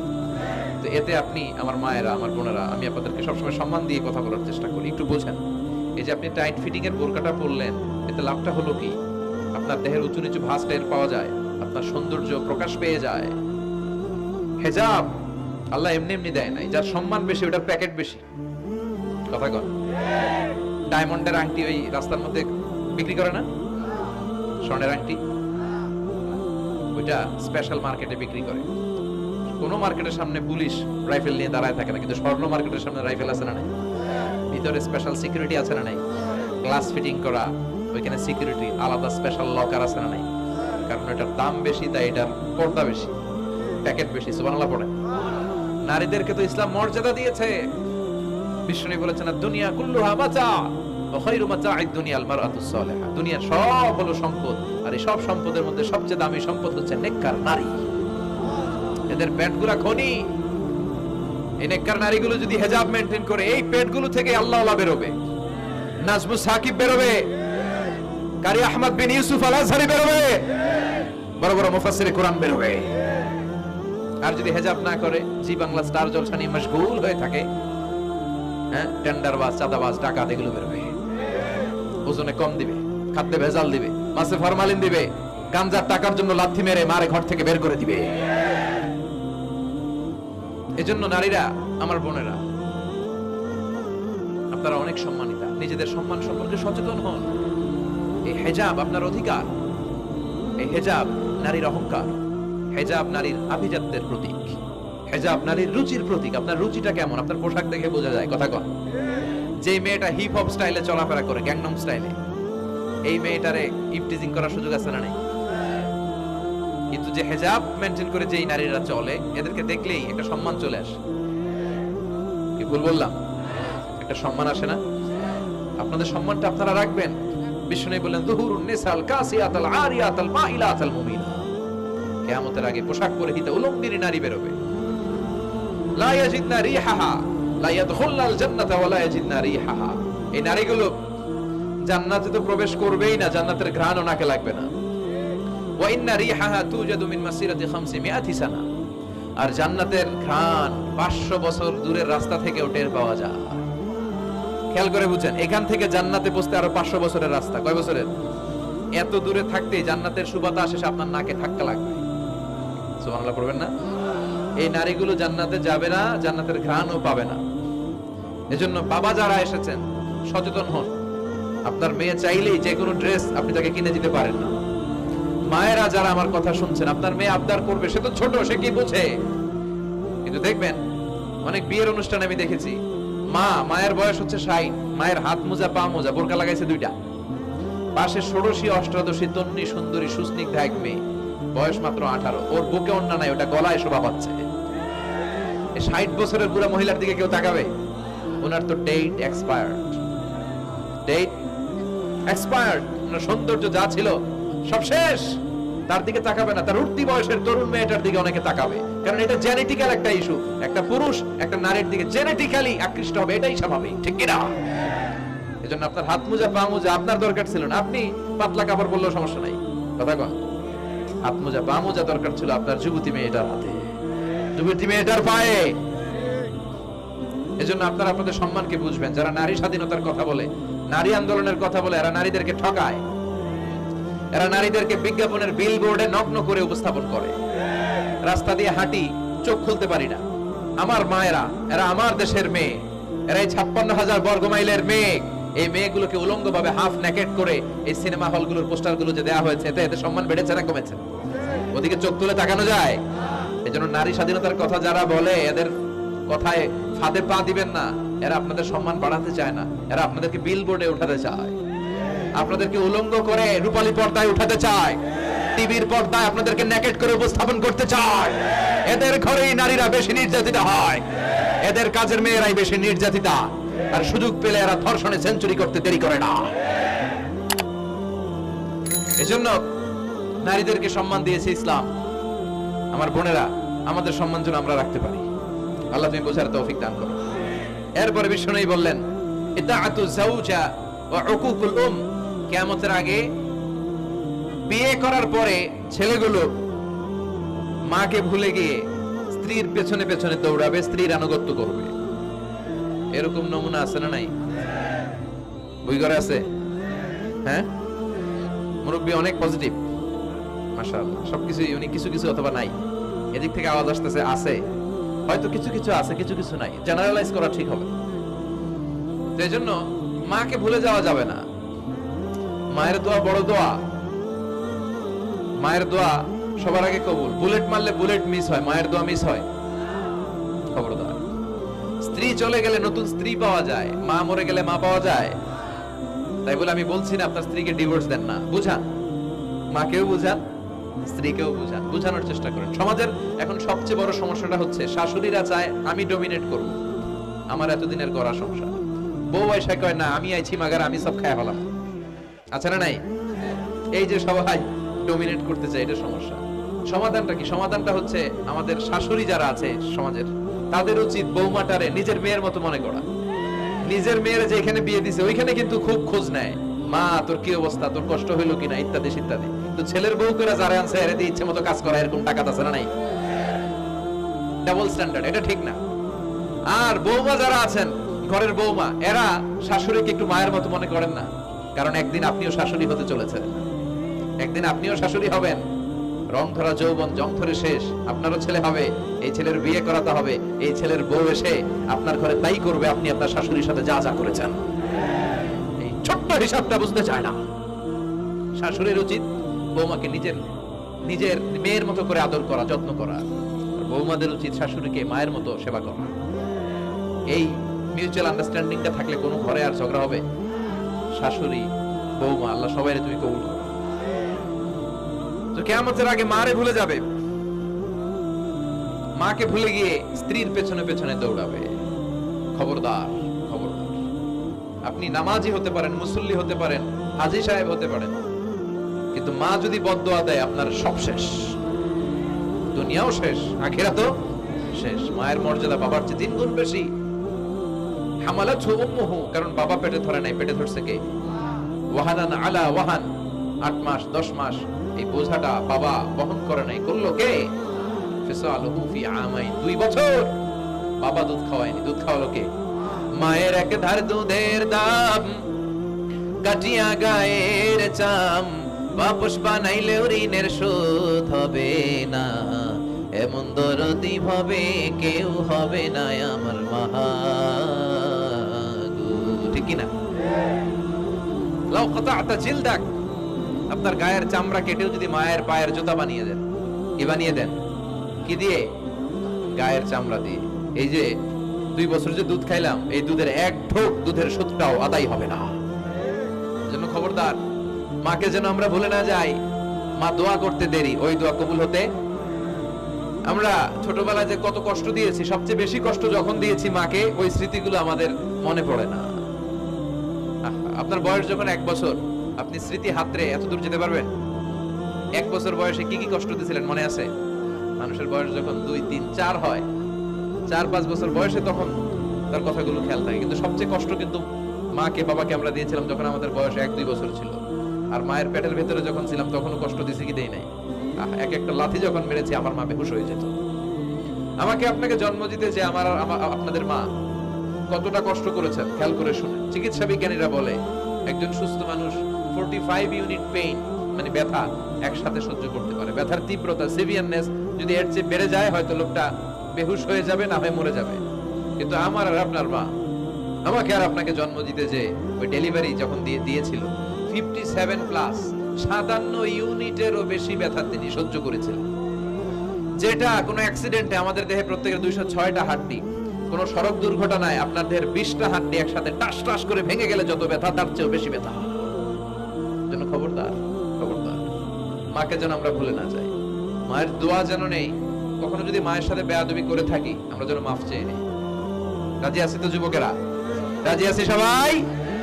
আমরা সবাই মায়ের দোয়া নিব। মায়ের দোয়া ছাড়া কেউ জীবনে সফল হতে পারে? মা যার চলে গেছে তারা জানে মা না থাকার কি জ্বালা। হ্যাঁ, মায়ের কথা মনে পড়ে না?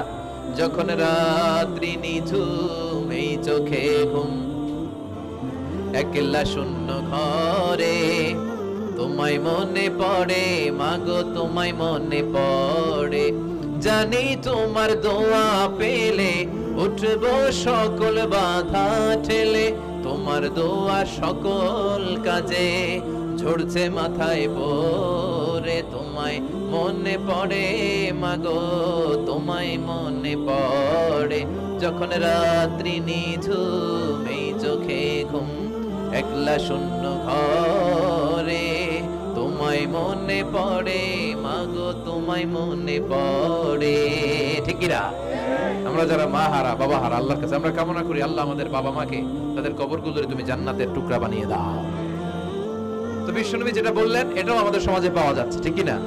এরপর বিশ্বনবী বললেন যুখরুফাতুল মাসাজিদ ওয়াত তাবাহি বিহা, কিয়ামতের আগে মসজিদ নিয়ে অহংকার শুরু হয়ে যাবে।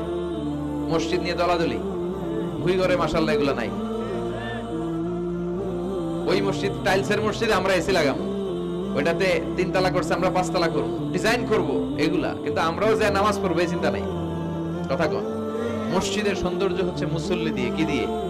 কিন্তু আমাদের মসজিদগুলো মুসল্লি শূন্য। ফজরের সালাতে বেহাল দশা, কথা বলেন। জোহরের সালাতে বেহাল দশা, আসরের বেহাল দশা, মাগরিবে একটু বাড়ায় আসে আবার বেহাল দশা, কথা বলেন। এজন্য মসজিদে গিয়ে সালাত পড়তে হবে। মসজিদ নিয়ে বাড়াবাড়ি করা যাবে না, দলাদলি করা যাবে না। মসজিদকে আমরা এত ডিজাইন করি, এটাও নিষেধ।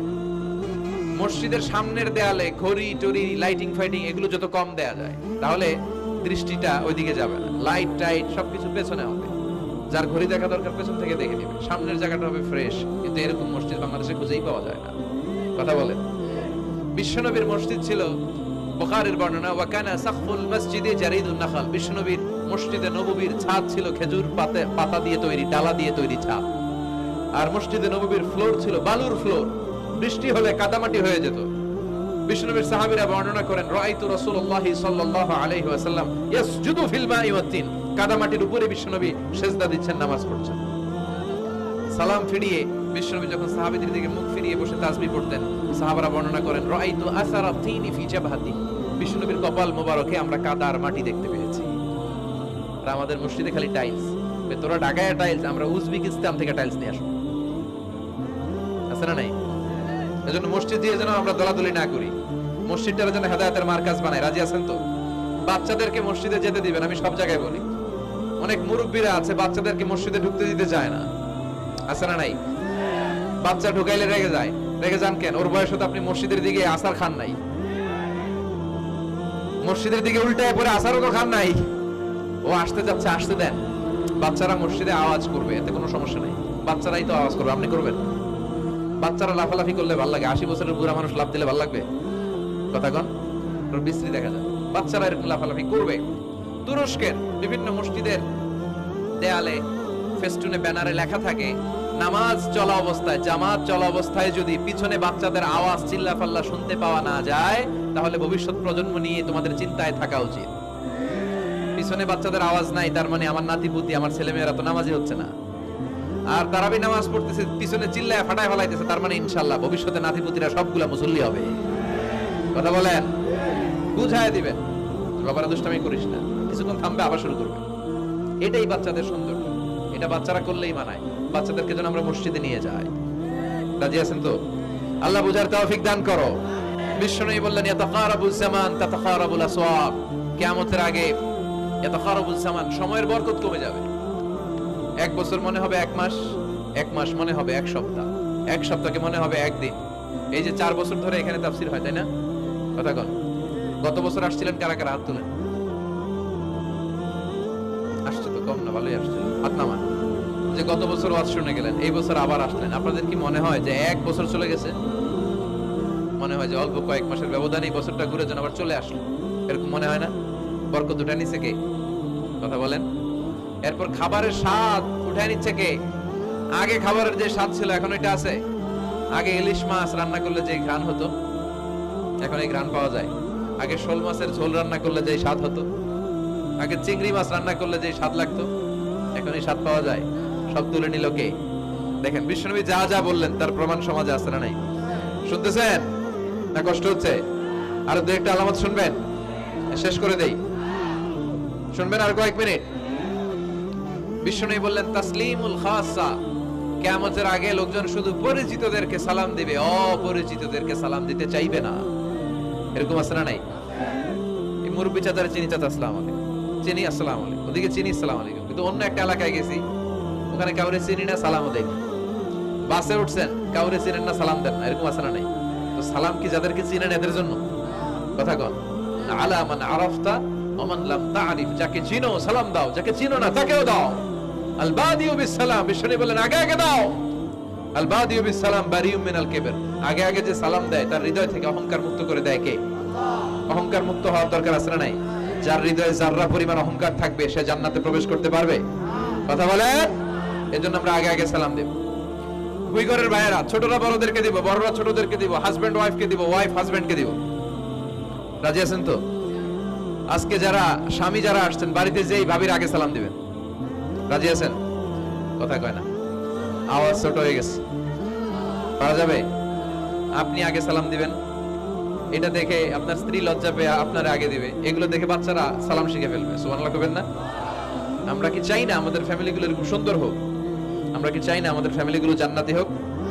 এরপরে বিশ্বনবী বললেন খুতাবুকুম তাবিলা সালাওয়াতুকুম কাসীরা, কিয়ামতের আগে খুতবাগুলো লম্বা হবে আর সালাতগুলো খাটো হয়ে যাবে। এই যে বক্তব্য লম্বা, নামাজ হয়ে যায় খাটো, আছে না নাই? হুজুর ওয়াজ করেন, ওয়াজ টেস্ট লাগে, নামাজ টেস্ট লাগে না, আছে না নাই? এশার নামাজে পড়ে না, ফজর নামাজে পড়ে না, রাত 2টা পর্যন্ত ওয়াজ শুনে, আছে না নাই? এরকম করা যাবে? নামাজ কামাই করা যাবে না। সবার আগে হবে নামাজের হিসাব। নামাজের হিসাব ঠিক তো আপনার পুরো আমলনামা ঠিক। নামাজে ভেজাল তো সব জায়গায় ভেজাল। প্রথম হিসাব নেওয়া হবে এই সালাতের, খবরদার। এরপরে বিশ্বনবী বললেন লা ইউকসামুল মিরাস আলা ওয়াজহিন সাহিহ। বিশ্বনবীর হাদিস থেকে এরকম বর্ণনা পাওয়া যায়, এর মাফহুম হচ্ছে লা ইউকসামুল মিরাস আলা ওয়াজহিন সাহিহ, সহিহ পদ্ধতিতে মিরাজ বণ্টিত হবে না। লিযাকারি মিসলু হাদ্দিল উনসায়াইন, সব বাবাদেরকে আল্লাহ বললেন উত্তরাধিকারের বন্টন নীতি তুমি মেনে ছেলে মেয়েদের মধ্যে বন্টন করে দিবা। ছেলের দিবা যদ্দুর, মেয়ের দিবা অর্ধেক। কার আইন? কথা বলেন, আইনটা কার? ছেলেরে যদি 2 লাখ দেন, মেয়েরে চিল্লায় বলেন, ছেলে 2 লাখ পেলে মেয়ে কয় লাখ? ছেলে 4টা বাড়ি পেলে মেয়ে কয়টা বাড়ি? অনেক বাবা আছে মেয়েরা কয় মা তোর বাইরে সব দিয়ে দিলাম, তোর লেগে দোয়া করে দিলাম। হাত তুলছে এমনি। মেয়ের লেগে কি করে দেয়? আর বাইরে সব দিয়ে দেয়। এগুলো ডাকাত। এগুলো কি ভুই ঘরে মাশাআল্লাহ এরকম ডাকাত টাকাত নাই। দোয়া তো আপনি সবাইরই করবেন। ছেলে যেটা প্রাপ্য দিয়ে দেন, মেয়ে যেটা প্রাপ্য দিয়ে দেন, তারপরে হাত তুলে দোয়াও করে দেন। কথা বলেন। অনেক মা আছে ছেলেরে বেশি খাওয়ায়, মেয়েরে কম খাওয়ায়। আছে না নাই? ছেলের পাতে মুরগির রান, মাইয়ার পাতে মুরগির ঠ্যাং। আছে না নাই? দেখবেন ওই মা বাবার হয়তো অনেক সময় শেষ কালটা ছেলের বাড়িতে কাটে না, কাটে মেয়ের বাড়িতে। আছে না নাই? কারণ প্রকৃতির একটা মায়ের আছে না নাই? শেষ মাইরটা আল্লাহ দিবে। শেষ মাইরটা কার? আল্লাহ ছাড় দেয়, ছেড়ে দেয় না। আল্লাহ কি দেয়? কি দেয় না? আল্লাহর সব মনে থাকে। আল্লাহ শেষ খেলাটা খেলে দিবে। চিল্লায় বলেন ঠিক কিনা? বাবা মা যারা আছেন সাবধান, উল্টাপাল্টা করেন না। এগুলো নিয়ে কত বিচার যে আমাদের কাছে আসে, কত মাসালা যে আসে। কেন করেন এগুলো? সমানভাবে আপনি ইনসাফ করেন, কিয়ামতের দিন আপনার বিচার করার সময় আল্লাহ আপনার উপর ইনসাফ করবে। আপনি ঠকাবেন, আল্লাহ আপনার 14 গোষ্ঠী উদ্ধার করে ছাড়বে। তিনি ভুলে যান না, তিনি ছাড় দেন, ছেড়ে দেন না। এজন্য মিরাসের যে বন্টন পদ্ধতি, আমরা যেন ইসলামের দেয়া পদ্ধতি অনুসরণ করি। আল্লাহ তৌফিক দাও। কিয়ামতের আগে ভূমিকম্প বেড়ে যাবে, আছে না নাই? কিয়ামতের আগে আত্মহত্যা বেড়ে যাবে, আছে না নাই? কিয়ামতের আগে ঢোল বাদ্য নাচানাচি বেড়ে যাবে, আছে না নাই? বাংলা মায়ের একতারা সুর কতই ভালোবাসি, দোতারা সুর কতই ভালোবাসি, বাজারে ঢোল বাজারে বাসি। বিষ্ণু বললেন বয়স্তু আন উকাসসিরাল মাযামির, আমি ঢোল বাদ্য তবলা হারমোনিয়াম এগুলোরে ভেঙে মাটির সাথে গুড়িয়ে দেওয়ার জন্য এসেছি। আর ওই নবীর উম্মত কয় বাজারে ঢোল বাজারে বাসি। আছে না নাই? ঢোল বাদ্য বাজানো যাবে? এই হাই বিটের মিউজিক আপনি শুনলে আপনার অন্তরে নেফাকি তৈরি হবে। নামাজে মজা পায় না, হুজুর নামাজে মজা পায় না। তুমি আজীবন শোনো কুচ কুচ হোতা है, তো তুমি নামাজে মজা পাইবা কেমনে? আজীবন শুনে কি কুচ কুচ হোতা है। এখন নামাজে মজা পায় না, জিকির করে মজা পায় না, তেলাওয়াতে মজা পায় না। মজা নাই, মনোযোগ নাই। হৃদয়টাকে তুমি শয়তানের আখড়া বানিয়েছো। তুমি সালাতে প্রশান্তি পাবে কি করে? এজন্য এই মিউজিক্যাল ইনস্ট্রুমেন্ট থেকে দূরে থাকতে হবে। এগুলো অন্তরে নেফাকি তৈরি করে। আপনি দফ বাজাতে পারবেন? দফ চিনেন? ঢোলের 2 দিক আটকানো, দফের এক দিক আটকানো, এক দিক খোলা। এটা বাজিয়ে আপনি নাশিদ পরিবেশন করতে পারবেন, সমস্যা নাই। বিশ্বনবী বিয়ের ক্ষেত্রে বলেছেন আলিনু আন নিকাহ বিদ-দুফুফ, এই দফ বাজিয়ে দফের ব্যান্ড পার্টি করে বিয়ের ঘোষণা দিয়ে দাও। ঈদের দিন বিশ্বনবী শোয়া, কিন্তু ছোট্ট মেয়েরা এসে দফ বাজিয়ে নাচ গান করতেছে, ছোট মেয়েরা। সাইয়েদনা আবু বকর দেখে রেগে গেলেন, আমিসবারু শাইতানি ফি বাইতি রাসূলিল্লাহ, আল্লাহর নবীর ঘরে শয়তানের বাদ্য। বিশ্বনবী বললেন দাহু ইয়া আবু বকর, আবু বকর রাখো, ইন্না লিকুল্লি কওমিন ঈদ, সব জাতিরই তো একটা ঈদের অনুষ্ঠান আছে। হাদা ঈদুনা, আজকের দিনটা আমাদের ঈদের দিন। বাচ্চাদেরকে একটু আনন্দ উৎসব করতে দাও। এই দফ বাজালে কোনো ক্ষতি নাই। বিশ্বনবী মক্কা থেকে যখন মদিনায় হিজরতে গেলেন, কোন পথ দিয়ে আমার নবী আসবে জানার জন্য মদিনার ছেলেমেয়েরা পাগল হয়ে গেল। ওই পথে দফ নিয়ে দাঁড়িয়ে রইল। বিশ্বনবী সাইয়েদনা আবু বকরকে নিয়ে আগমন করলেন। ওরা তালা আল বাদরু আলাইনা বলে বিশ্বনবীর ওয়েলকাম জানালো। সুবহানাল্লাহ পড়েন। তালা আল বাদরু আলাইনা মিন সানিয়াতিল ওয়াদা ওয়াজাবা শুকরু আলাইনা মাদাআ লিল্লাহি দা আইয়ুহাল মাবউসু ফিনা جئت من أمر المطاب جئت شرفت المدينة مرحبا يا خير دا طلع البدر علينا من ثنيات الوداع وجب الشكر علينا মাদাআ লিল্লাহি দা। পড়েন আল্লাহু আকবার। আমরা যেন এই সুস্থ সংস্কৃতির প্রচার প্রসার করতে পারি। ইসলাম বিনোদনে নিষেধ করে নাই, কিন্তু বিনোদন শুড বি হালাল বিনোদন, ঠিক কি না? আপনি অসুস্থ সংস্কৃতির চর্চা করলে ওইটা আল্লাহ অ্যাকসেপ্ট করবে না। সংস্কৃতিটা হতে হবে সুস্থ সংস্কৃতি। আল্লাহ তুমি তৌফিক দাও। বিষ্ণুবী যা যা বললেন, দুই ঘরের ভাইয়েরা, তার প্রতিটি আমাদের আশেপাশে চোখের সামনে পেছনে আছে না নাই? এটা ফিতনার যুগ। কিসের যুগ? এই যুগে আমানতের খেয়ানত হবে, এই যুগে নারীরা বেপরদা হয়ে চলাফেরা করবে, এই যুগে নিজের ঈমান বাঁচানো কঠিন হয়ে যাবে। এই কঠিন বিপদের সময় আমাদেরকে বাঁচাতে পারে দুইটা জিনিস। কয়টা জিনিস? চিল্লায় বলেন কয়টা? দুইটা জিনিস শুধু আমাদেরকে বাঁচাতে পারে। এক হচ্ছে আল্লাহর কোরআন, দুই হচ্ছে বিশ্বনবীর সুন্নাহ। ঠিক কিনা? এই দুইটা জিনিসকে মারির দাঁত দিয়ে আঁকড়ে ধরে রাখতে হবে, তাহলে সে পথভ্রষ্ট হওয়ার কোনো সুযোগ। This Quran and Sunnah hour way to জান্নাহ। ঠিক কিনা? আওয়াজ করে আমার সাথে পড়েন, কোরআন and Sunnah hour way to জান্নাহ। আওয়াজ বাড়ায় দেন, পড়েন, কোরআন and Sunnah hour way to জান্নাহ। এই কোরআন সুন্নাহ আপনাকে জান্নাতের ওয়েতে উঠায় দিবে, রাস্তায় উঠায় দিবে। এই কোরআন সুন্নাহর সাথে যেন আমরা সম্পর্ক বাড়াই, তাফসীর মাহফিলগুলোতে যেন বেশি বেশি যাই, এলাকায় যেন ইসলামী হালাকা তৈরি করি, প্রশ্নোত্তর পর্ব তৈরি করি, এতে করে নিজেরা যেন সমৃদ্ধ হই, কোরআন সুন্নাহর সাথে যেন সম্পর্ক বাড়াতে পারি। আল্লাহ তুমি তৌফিক দাও। আর